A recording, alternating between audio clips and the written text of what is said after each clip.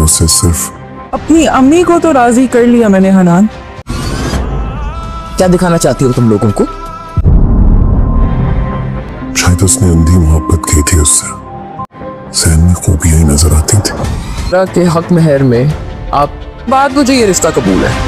हमें हर्षद कि इस घर में तुम्हारे ऊपर जुल्म के पहाड़ तोड़े जाते।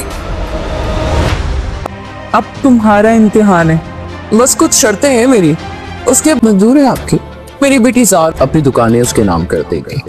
ड्रामा सीरियल पत्थर दिल में अब नहीं आने वाले एपिसोड निहायत इंटरेस्टिंग हो चुकी हैं। यहाँ एक तो मिनाहिल बेचारी पर इतना जुल्म हुआ कि उसका शोहर उसे कुछ ही चंद दिनों बाद तलाक देकर वापस चला गया।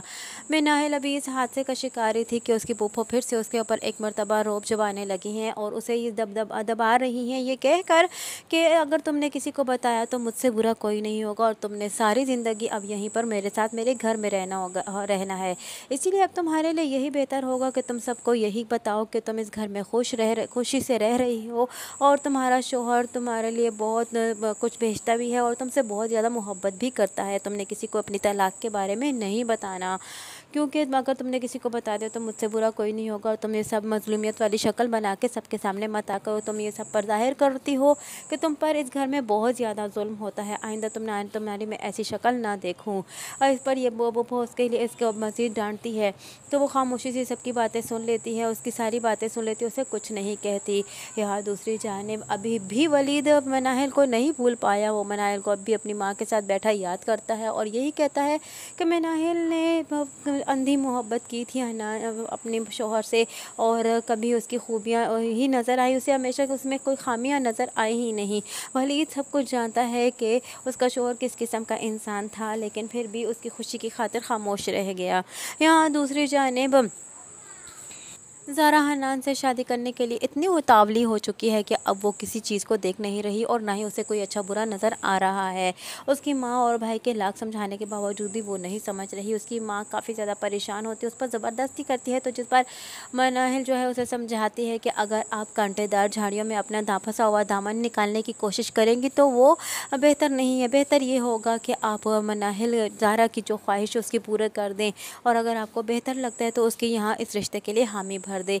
और सी सोच समझ कर आखिरकार मनाहिल की माँ, ज़ारा की माँ जो है वो इस बात के लिए राज़ी हो ही जाती है कि मैं तुम्हारा रिश्ता करने के लिए तैयार हूँ। मैं उनके घर जाऊँगी, उनका स्टेटस देखूँगी। इतना तो मैं जानती हूँ कि वो हमारे काबिल नहीं है, उनका और हमारे स्टेटस में बहुत ज़्यादा फ़र्क है, लेकिन फिर भी मैं जाकर अपनी पूरी तरह तसल्ली करूँगी। इसलिए इसके रिश्ते के लिए, हन्नान के रिश्ते के लिए जब वो हामी भर देती है तो ज़ारा बहुत ही ज़्यादा खुश हो जाती है। ज़ारा हन्नान को कॉल करके सब कुछ बता देती है कि मैंने तो अपनी माँ को मना लिया है, इस रिश्ते के लिए अब तुम्हारी बारी है। माँ खैर पहुँच जाती है हन्नान के घर और उन्हें ये कह देती है कि इस रिश्ते के लिए तैयार हो तो मैं भी तैयार हूँ, लेकिन मेरी चंद शराइत हैं।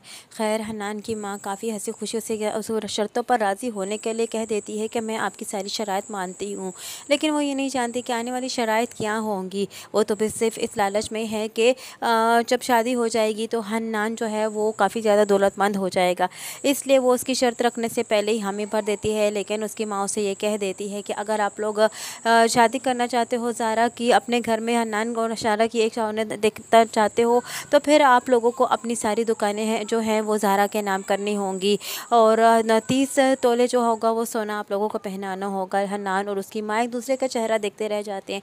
खैर उस वक्त तो वो उसकी सारी हामी भर लेंगे, उनको उनकी बातों में ही उलझा देंगी और उसकी माँ भी राज़ी हो जाएगी। लेकिन आने वाले वक्त में ज़ारा के साथ बहुत बुरा होने वाला है, चूँकि वो मनाहिल के साथ कुछ अच्छा नहीं करी, इसलिए उसकी बेटी के साथ कहाँ अच्छा होने वाला है।